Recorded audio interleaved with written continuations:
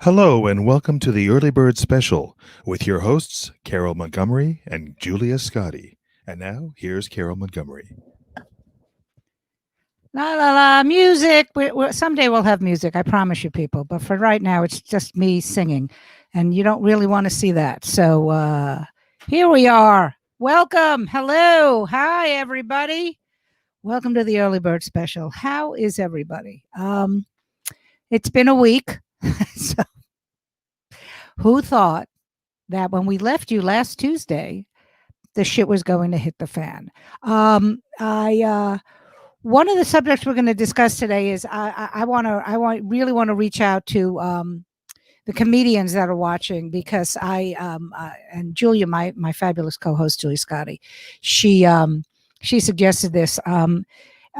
Regardless of who you voted for or whether or not you think this is right or wrong, for comedians, this is a moment in time where we're kind of, I don't know if the word is precipice or what. All I know is that I've tried. I have tried to make something funny out of to write jokes this past week, and it's been very hard for me. I will tell you that after 10 months of being in a pandemic, it. I was actually doing. I think we talked about this last week on the show. I was actually pretty. Everyone was making fun of the outdoor shows, but they saved me because I actually wrote like 10 minutes of new material, and it was obviously it was on the pandemic. So a comedian's job, as everyone knows, is to make light of whatever the situation is in the world. We are what my husband always says, the town criers. We're the ones that say the king has no clothes and all that bullshit and stuff. So it's really been an interesting, because one of the things I talked about at the last show is that we've been in this pandemic. We have to, it seems like it's never going to end, but we have to get out there and we have to start being creative. And so I was like, all right, I'm doing this. I got my solo show I want to write. I want to finish this book that I was going to write. And then the next day the shit hit the fan. So it's been an interesting time. So that's probably the big discussion. So just so the people who are watching, if you if you have questions, please, because I think this is a big I think this is an interesting moment for comedians, because really, how do you make stuff funny? Not about the situation, because I'm not a political comic. I'm a comic that talks about my life. But how do you make it funny? So that's going to be the biggest discussion of it. I'm trying to think of, I'll give you one of the pandemic jokes I've done that I figure will, and then I'll bring on my fabulous co-host. But my favorite joke about the pandemic is that most of you know this. I'm a Jewish mother. I hadn't seen my son in 3 months, and I call him up and I go, it was like 3 months into it, and I said, I can't take it anymore. I have to come see you. And he lives in Brooklyn. It's not like, but nobody was going on the subway, so I said, I'm going to rent a car. I'll drop off supplies, and I'll come upstairs and use your bathroom. And my son says to me, Mom, you can't use my bathroom because I'm in a bubble with my room, everybody in to the apartment. To which I said, okay, so let me get this straight.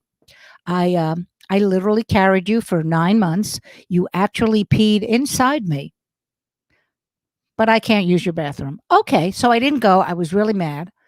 I didn't go. About a month later, the restrictions were a little less. And he called and he said, listen, if you want to come visit now, you can, and you can use my bathroom. And I thanked him. And when we got there, I went right upstairs to his apartment and peed on the kitchen floor, because fuck him. That's what I say. Anyway, on that note, I'm trying to just make it a little light for everyone. Let me bring on Julia. My fabulous guest, by the way, is Kerri Louise. We will talk about how fabulous Kerri is, because I have great stories about that young lady. But let me bring on my fabulous co-host who literally talks me off the edge literally all the time. Let's welcome Julia Scotti. Hello. Oh God, it's all over. It's the end of the world. Jesus, I didn't mean any of it. I swear to God. Hi, Ju. I just feel like Bill Daly in the Bob Newhart show. I just want to walk and go, hi, Bob. Hi, Emily.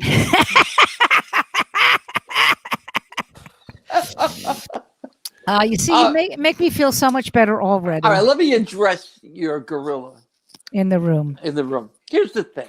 Yes. I try to live my life by staying in the moment. I found that ever since I transitioned, that's been a really healthy way for me to live. Not to worry about what happened in the past, not to worry about what's going to happen in the future. Just stay in the moment and realize that whatever the universe gives me, it's for a reason. There's a reason. I may not know what it is, but there's a reason. Well, I was feeling much the same way you are. I'd get up in the morning, I'd stand out on my lawn and sing "Old Man River," and you know, and then I'd come back inside like a rooster every morning. But I started about 4 months ago. Started to write a short story. I actually started to write a sketch. I had no idea where it was going. Turned into a short story, which turned into a play, which I finished last week. Wow.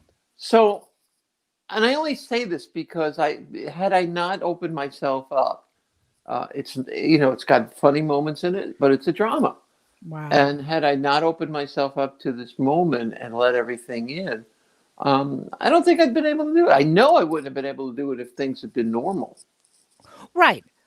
No, well, we talked about this. We talked about the whole writing, and and then of course all the shit that happened last week happened, and it's just kind of like, how do you go about, like, what's interesting is that my husband and I and my family have had some horrible tragedies in our lives, which I will not get into right now, but just really bad tragedies and deaths in the family.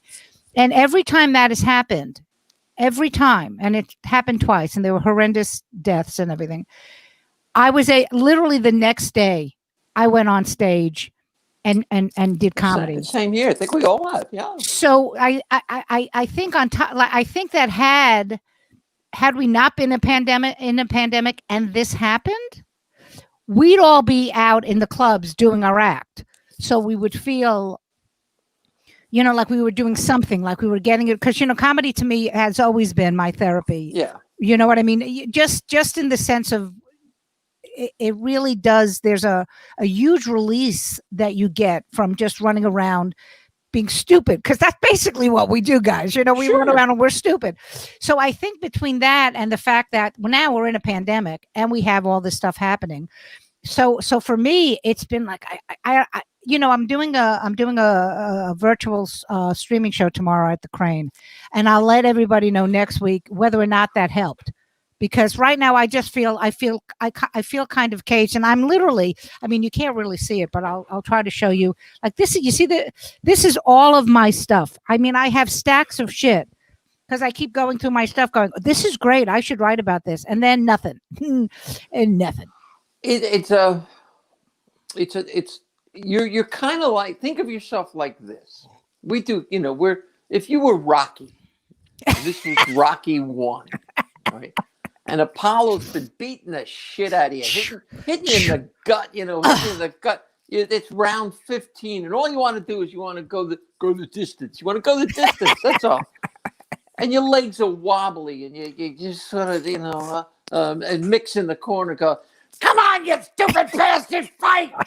And you're like, yeah, but I got to do it. And so you're in the 14th round. All you want to do is go the distance. That's all you want to do. Right. You go in the distance. I would say we're probably in the 12th or 13th round at this time. Right? By the fall, we're going to be up and running again. I think so. All right. Okay. You've been great about this, because I will whine to you, and then you'll be like, yeah, and you'll tell me that. I know, I do know that I will come back. Like I think it was Joey Cola who said, you're funny. I said, I don't feel funny right now.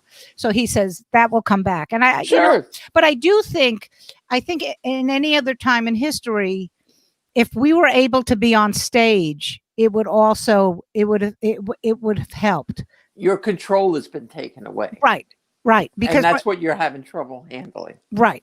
Yes. Because when we did the show, the first time we went back to Soul Joel's, the first time, and it was the first time, remember, that's before they put the sand in and the people had the lawn chairs and it was packed. And I almost died. And you almost died. But besides that, we had That didn't stop me, did it? No, it did not. But that was the second time that you I know. almost died. The first time you were great. She didn't die at all, people, because there were no lights. Anyway, do you remember that feeling? Do you remember when we all got off? It was like we'd each had taken an ounce of cocaine into our veins. So I think that's a problem too. Anyway, because we want to talk to Kerri about it too, because I'm dying to hear how she's feeling and everything. Okay.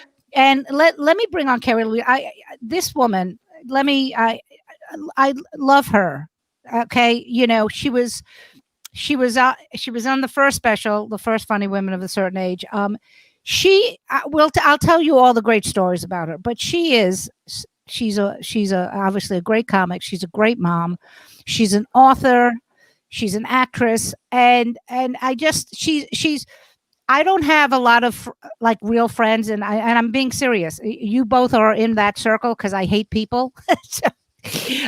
So, and there's only a few people, and she's someone you can always depend on, and that's so important. So let's bring Kerri on and here we go. Here's Kerri Louise. Hello. You make me cry, Carol. Well, it's true. I mean, okay, the first story I have to tell is, of course, at the first special, when I literally 2 minutes before I'm about to go on stage, to go and look in the mirror that's right by the end of the stage. And I look at my hair and I go, I hate my hair. And Kerri comes out of nowhere like a fucking hair goddess with hairspray and a brush. And her and Vanessa started doing my hair. And I literally looked like she's such a, Julia said when we first came in the pre-show, and Julia was like, she always looks good. This is her just looking, this isn't even her like really dressed up, Julia. This is her just. No, I know. I mean, she's amazing. She's one of those people that just like in the movies after they've had a rough night of sex and they've been sleeping and sweating, and they wake up the next morning and they not only look beautiful, right, but they're able to kiss each other because their breath doesn't smell like Pecorino Romano. That's Kerri. She wakes up looking like that. Last week I went to the bank and I was like, oh my God, I get to go to the bank. So I put on like my best clothes. And you know the style are sweaters with the fringe. Right. Cut off with the fringe and the cut off jeans. So I wore my cut off, looking young, feeling young and cool. And it was a sweater that was raggedy with the jeans and the boots. I thought I was so cool. We're sitting in the bank, me and my husband were waiting for the person to come. He's like, you look like a homeless person. I'm like, this is the style. Like he had no. It's the like, bank guy said that. The bank person? No, Tom said that. Her husband. Tom said. Like, you look like a homeless person, and here we are at the bank. So we had another meeting at the bank this morning, which is why I actually had to put on clothes. I have pants on, believe it or not. Wow. So, I figured I would look a little more classy. Wow. Yeah. So we had a meeting at the bank. And then I'll look good for Carol's show. Yeah.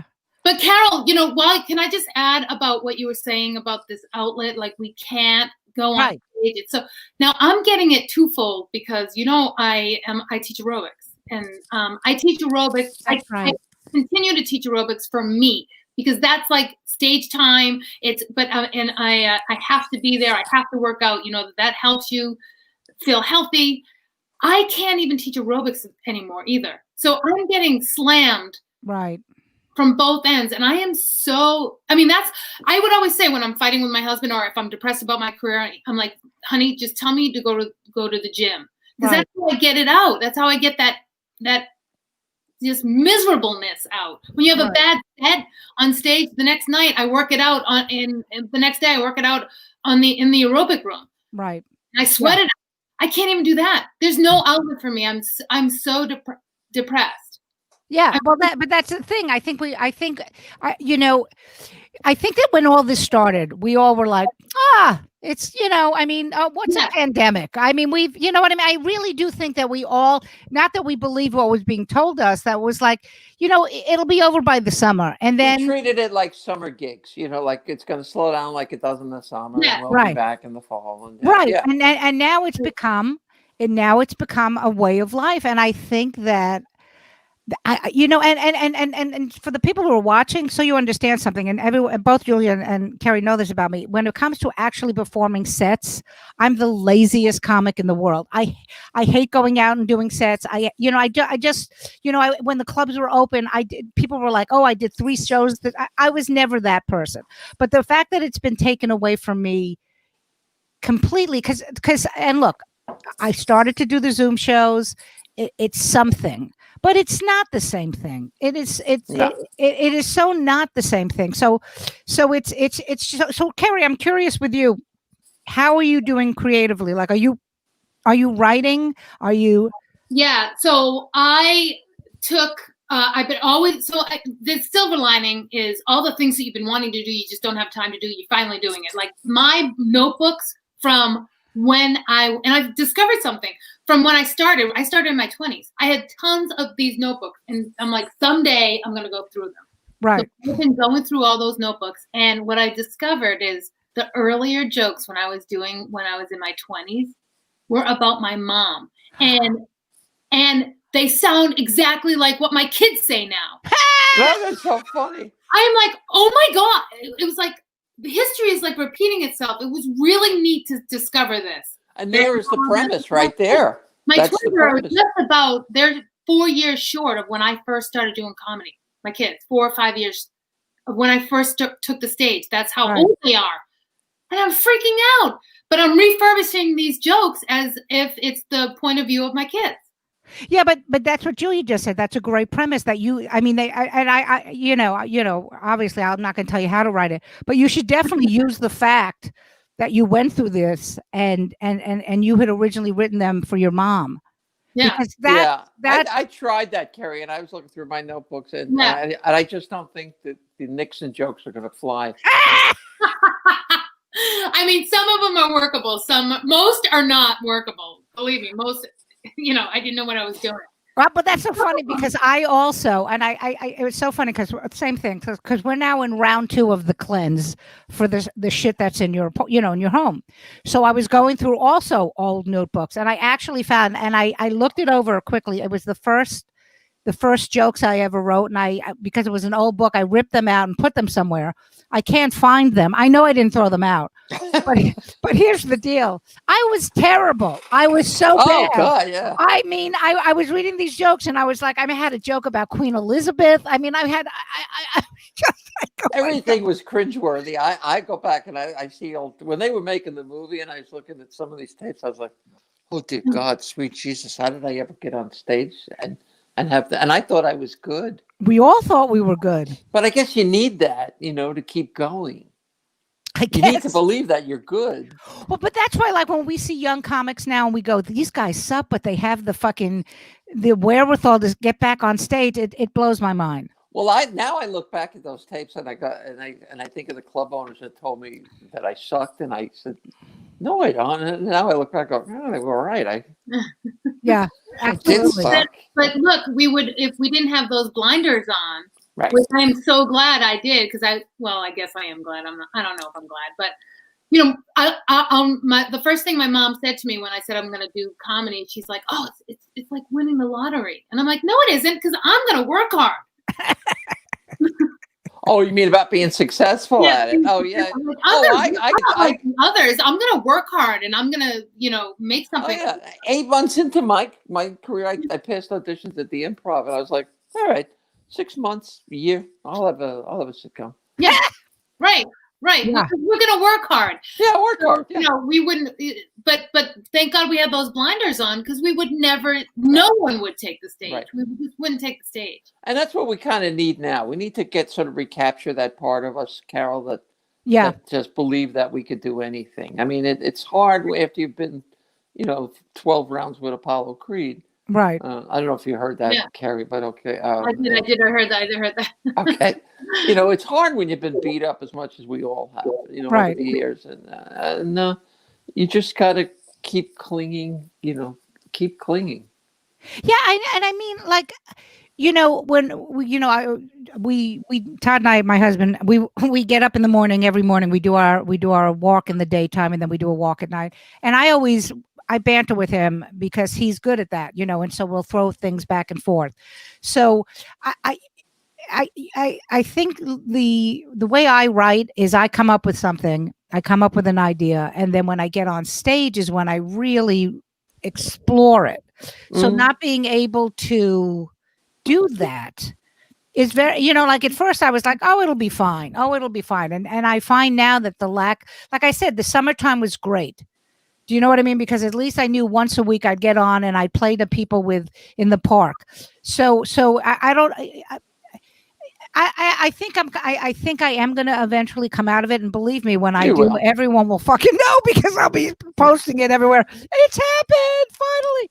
I think if you can write one good one a week, just one, then it's still there. And we're not too far behind the spring, Carol, and I think that we have a better handle on the spring and summer than we did because again, last spring, we're like, oh, this is just gonna Right. And by the time people were like, wait a minute, we got to do some outside stuff, it was towards the end of the summer, and then it got cold like that. Right. And at the risk of getting political, we have someone in charge now who's going to actually know what they're doing in terms of dealing with this pandemic. So there's hope on that front. And I'm hopeful that more comedy clubs and will get their act together and outsource it and do it in these parking lots and do it in these theaters, these outside theaters, these drive-ins, and more of those shows. Yeah, and aside from that, in lieu of that, I'm going to win the Publishers Clearinghouse. So I'm really not. Fuck you all. I'm out of here. I'm just gonna get. But I have to say, and they got a lot of shit for being one of the first clubs to do outdoor shows. But you know what? Stand Up New York, thank God for them. They were like, what are we gonna do? And we were all standing out there at the beginning with no mics, yelling into into an abyss. And the shows I used to do was at Cheap Meadow, which is in Central Park, where on a Saturday afternoon in the summer, there's 1 million people in there. So there's frisbees going by and babies and dogs and parties and people are doing a conga line. But you know what? The thing that people have to understand for comics, and I know you both agree with me, is it's the getting up and doing it. Mm-hmm. Do you know what I mean? It's just like this pandemic is good. There's two different writers, and I think Carol and I we write on stage. There's some writers that just need to sit and write alone in a pandemic.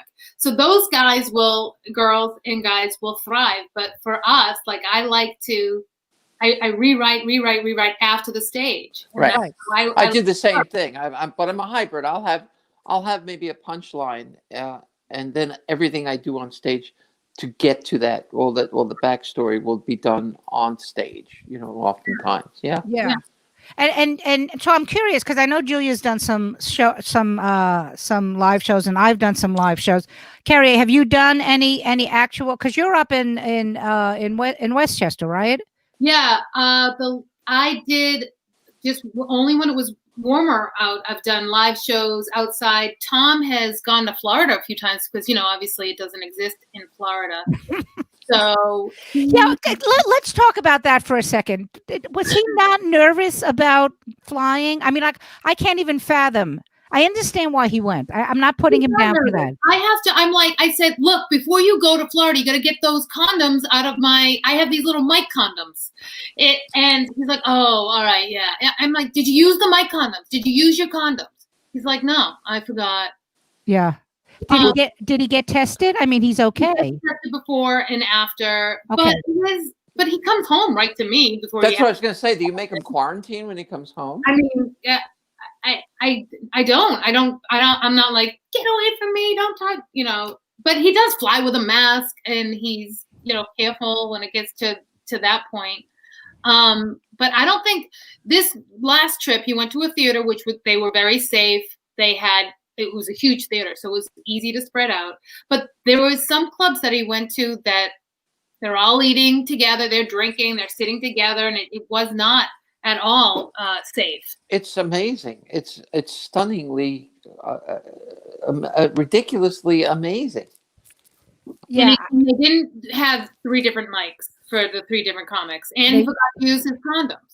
He's very lucky. Yeah, He's he really lucky. is. You know. He's very lucky because, but you know what's interesting about that, because I know because he was on tour with Riccadonna, you know, he was one of the people. You know, the thing is, then you start to wonder, and just I'm going to throw this out about what's happening with COVID.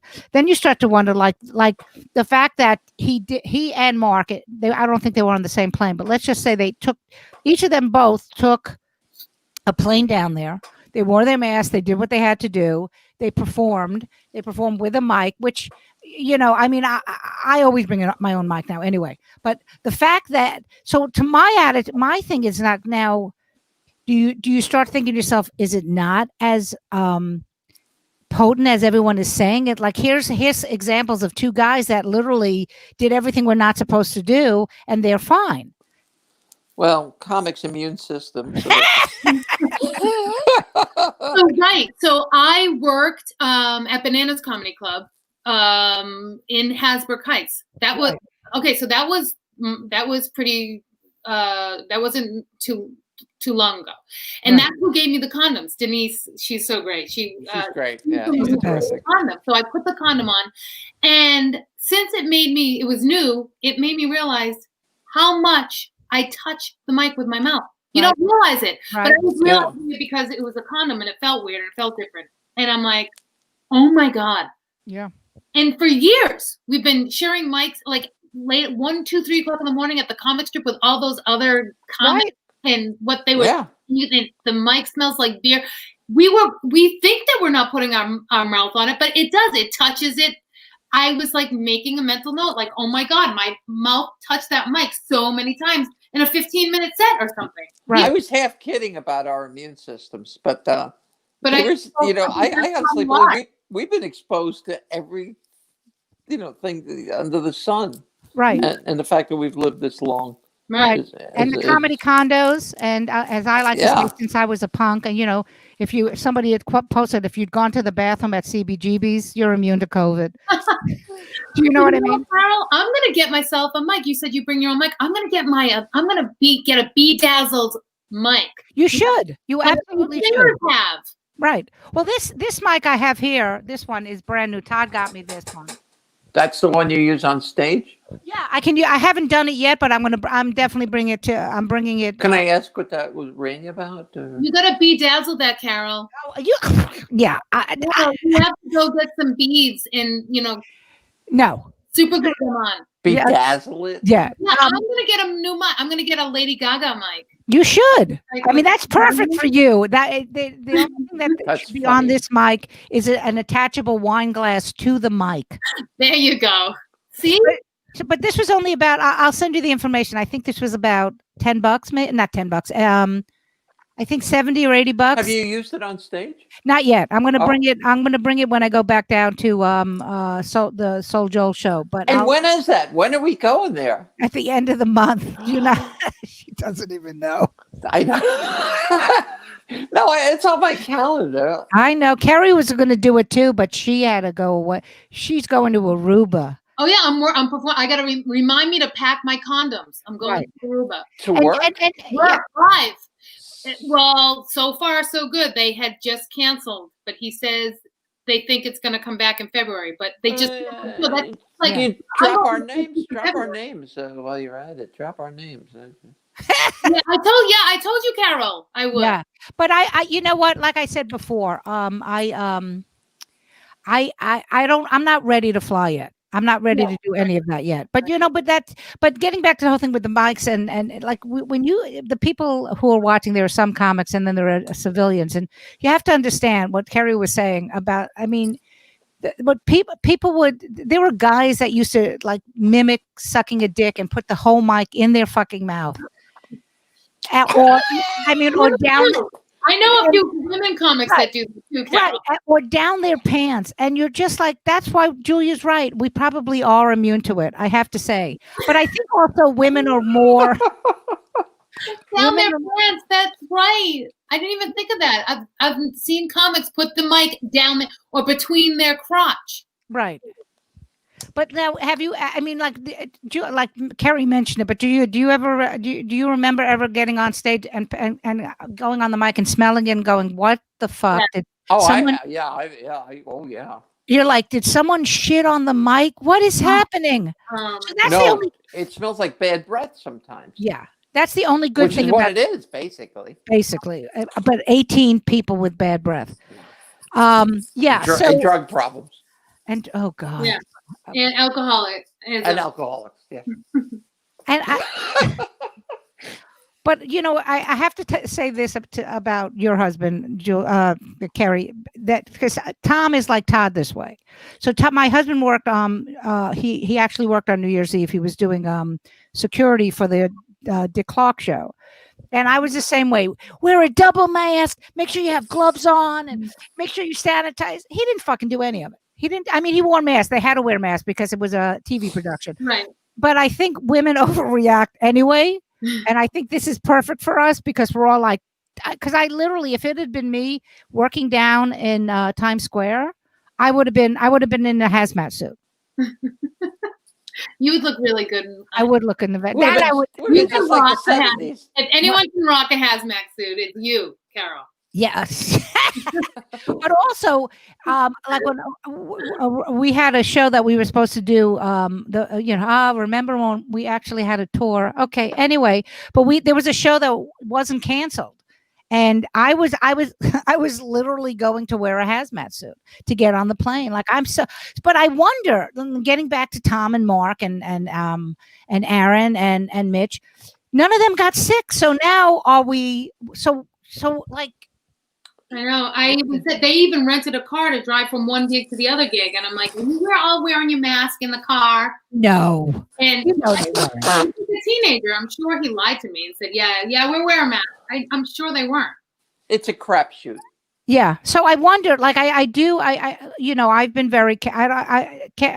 So Kerri, you were talking about teaching class, so you can't. Do you do Zoom at all, or no, or just no? I mean, I could have, but I'm not. But this is not my career. I'm not putting money and time into let's do it online and Right. I said this is the sign. This is the universe. I'm taking the sign from the universe, and I'm going to take some time and I do my own workouts for me. Right. So I kind of like that too. I like to just do my own thing, but just taking that time to just really hone in on my career and what I want to do here. So I'm kind of pivoting a little bit more, working towards the acting thing. I also audio taped my book, Mean Mommy. Oh, nice. So I recorded that. That's the hardest thing to do. Read your own words and record your own voice, which I can't stand my voice. And I did so many takes. I did it in my closet. It was really hard to do, but that's going to come out an audiobook. Oh, that's great. Cool. That's very smart. I get it. Can I tell a Kerri story? Sure. When we taped the special, we were all a little nervous, and it was Caroline Ray that came up with the idea of cue cards, right? Was it right? Right, and so all of a sudden everybody wanted the cue cards because none of us wanted to forget what we were doing, and we didn't really have the act. We just had bullet points, right? And Kerri's in backstage, and she's writing out, because I had little writing, and I wasn't going to be able to see it because she was about 300 feet away. She makes these great cue cards, and she's in the back of the room. What a troop! I mean, what a team player! She's holding them up like this so we can actually see it. So I thank you for that. That was really, I will never forget that. Oh, I mean, she was, yeah. I mean, let me explain to everybody that one of the things we did with the second special is that anybody from the first special was obviously invited to come and everything. And Kerri and Vanessa were both there. But Kerri was so funny because for mine, because it was Caroline, then you were doing it, then I decided I wanted to do it because my mind was, right. Because remember, I'm also the executive producer, so I'm having to make sure that the cameras are right. Oh my God, yes, Carole. Everything else, and finally, and I said, do them, and I knew that is like and Vanessa was in the back, and we were going over my act and everything, and I knew once I got the first joke out, I'd remember. That's the way we all felt, I think. Right. Kerri and when I looked out, I saw Kerri. Kerri had her hands like you'd have thought she was at a football game. She did. She looked like a cheerleader or something. Looked like a cheerleader. Holding up the thing. Yeah. Right. And as soon as I got the first laugh, I relaxed because your shoulders go down. And she was still up there like, don't worry, I'm here. I got it. Right. But look this is what I'm about. And this is what every woman comic should be about. This is a woman show that got on Showtime. This is something that we need, and we need to have it stick. Yeah. And we need to be. So I wanted you guys to be perfect, to not worry about a thing, and just show everybody what we have known for years, that women are fucking funny. Yes. No, you can curse on here. Yeah. But that's my motivation. This second show had to be just as good as the first, and we have to make this stick. Yeah. Because if we don't work hard for other women and all boats rise in the same tide, I don't even know if I said that right. All tides. A rising tide lifts all boats. Tide, yes. Lifts all of the boats. Lifts all boats. Except for the guy boats. They can fucking sink. Who cares have that mantra as women, comedians. Right. But some of us don't. We get so scared because we're like, this is such a small community. They're only looking for that one person. No, if a woman is funny, they're going to look for more women. Right. You're next. Right. So why not make the women that are on TV right now funny so they look for you next? Right. Well, that's of course why one of the reasons why I came up with the idea for the show anyway, was because exactly what you said is like, why do I know so many women who are these amazing women, but yet, still I'm curious when we come back, when the clubs come back, if they're still going to pull we can only have one woman on a show. No. And then you get, I'm looking for funny women. There's no funny women out there. Really? Yeah. Really? Yeah. And then there's a show. They went and all this, the whole time they put on these comedy shows. Only one woman, because God forbid. So that one woman has to be funny, because if she's not, then all women are funny. Right, but that's what I loved about both specials is that we had because I was on it twice, so we had 11 women. And we were all different. That's the thing that it's like, why is it that a man that literally you can watch a comedy show at any comedy club and they're doing the same, they're actually everyone is, you're like, well, didn't he? And it's the same, it may not be the same joke, but it's the same subject, but you give us shit. Cause I used to always get, all you're going to do is talk about your period. I was like, well, not anymore. But the point being, but you know what I mean? Like that's what you want. That's your excuse, is because we bleed that's the fucking excuse that you don't want to put women on.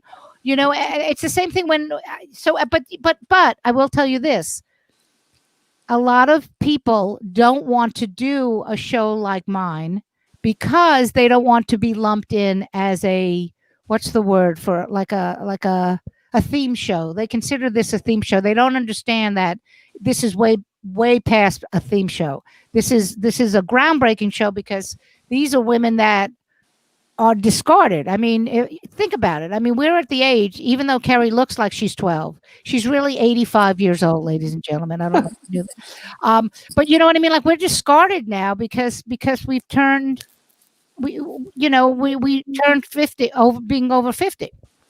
I knew when I came back that I would be up against that. I would be up against a bunch of things, but that being one of them. Right. And I just said, again, we're talking about the universe and making up my mind that I was going to not accept that. I just wasn't going to accept it.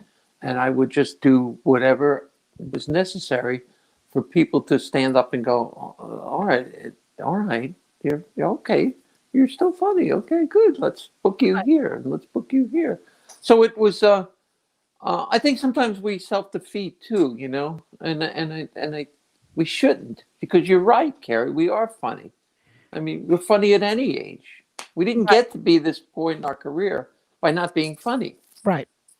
Right. But why is it that this is I know that there was a great sketch. It was, I think it was on Amy Schumer's show, the Last Fuckable Day.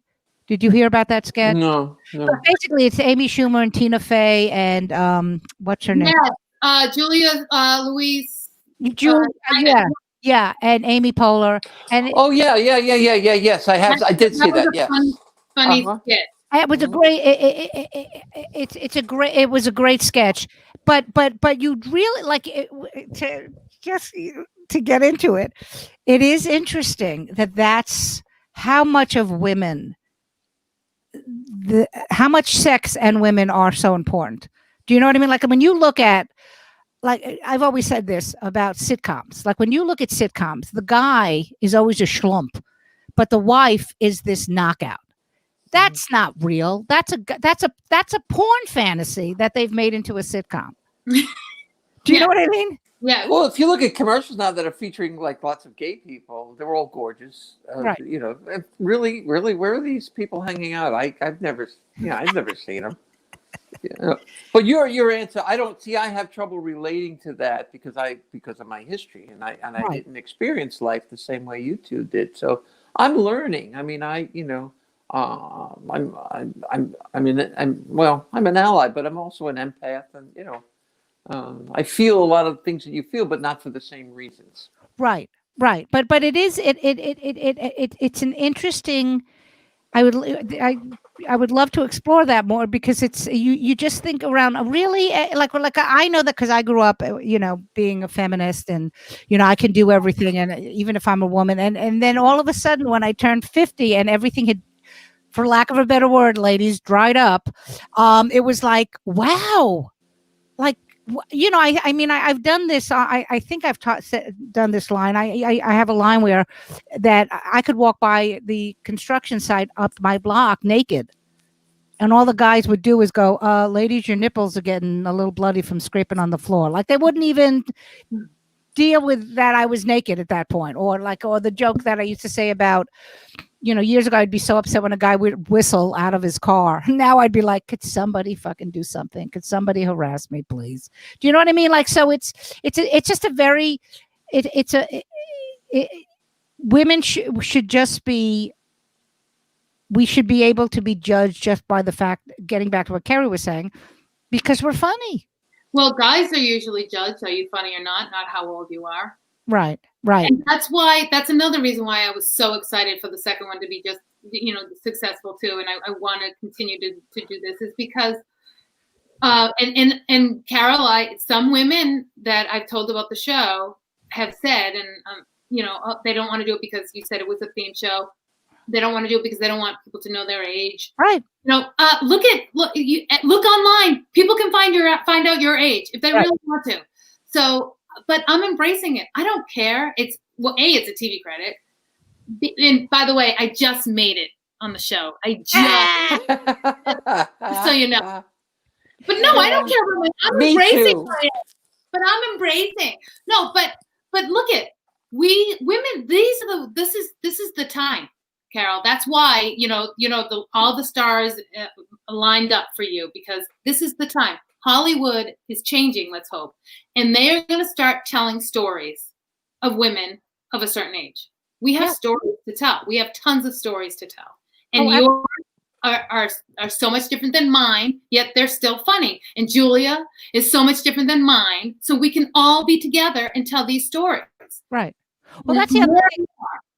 Well, one of the things I love whenever we're all whenever we're on the road, because I've worked with both of you, we have the joy that we have watching each other. Like I love watching comics anyway, but like Julia,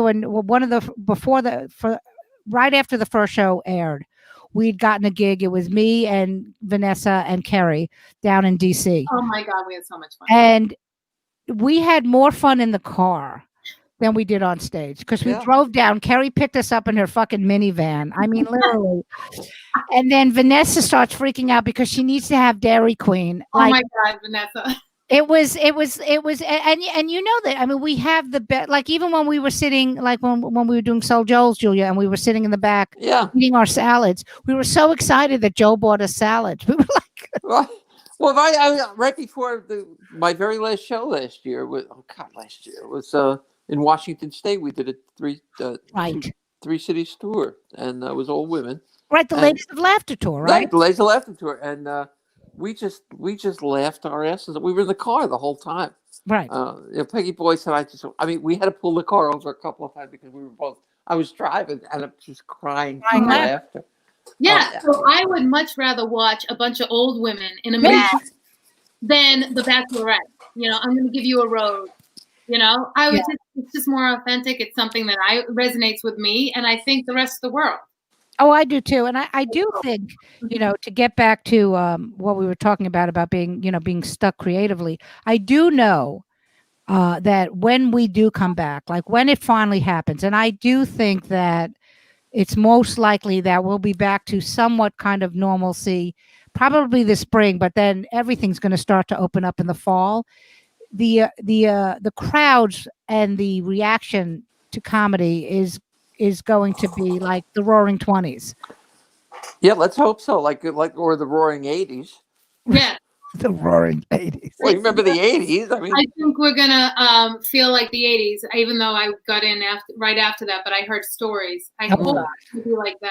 The 80s. Yeah, the 80s. I mean, I hope so. I hope so. Listen, ladies, we are at 45, so we have to start to wind. See, these things go so fucking fast, don't they? They do. Yes. Kerri, do you have anything to plug? Your book, Mean Mommy. When is that coming out? Yeah, it's in the editor. All he has to do is just pull it all together. So that's coming out soon. It's going to be sold on Amazon. The book already is on Amazon. Mean Mommy. I also have a children's book. Harry the Elephant Has an Allergy. That's on Amazon. And then the Love is a Joke is on Sirius, as well as. Right, our Women of a Certain Age is also on Sirius, right? Yes. So we have. Is it? When did it start on Sirius? The first special. We're in the works to do the second special also, which is great. Yeah, and I also have my own CD, Funny Mummy. Yeah.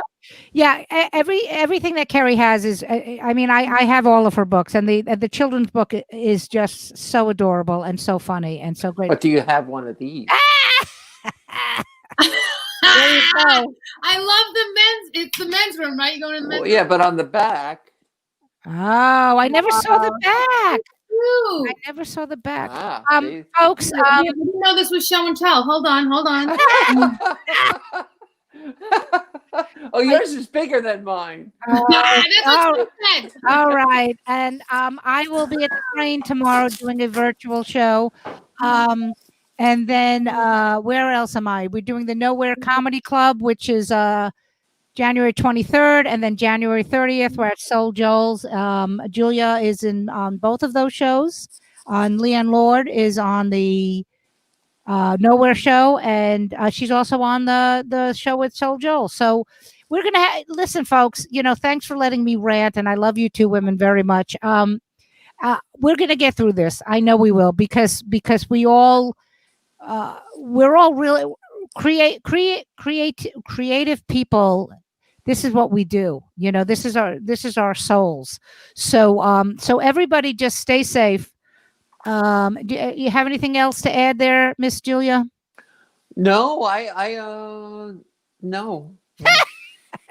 I'm not creative. I've used up all my creativity. I love you both.